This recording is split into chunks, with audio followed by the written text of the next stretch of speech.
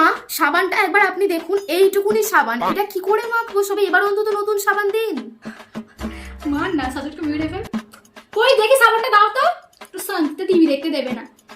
এখনো তো এতটা সাবান আছে, নতুন সাবান কেন শেষ? যাও এটাকে শেষ করো পুরো, তারপরে কিছু থাকবে না, তখন সাবান দিব।